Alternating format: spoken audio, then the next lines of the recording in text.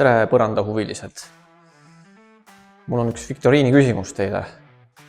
Mis te arvate, mihukest põrandat võiks Eestis olla kõige rohkem?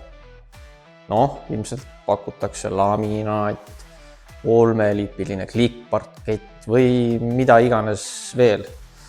Kuid tegelikult ma arvan, et võidab meil ruutmustriga kaseparkett.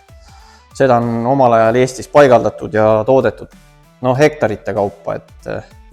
Aga peab täna täitsa ajale vastu ja see on ainuke asi, mis nendes korterites ka võiks jääda.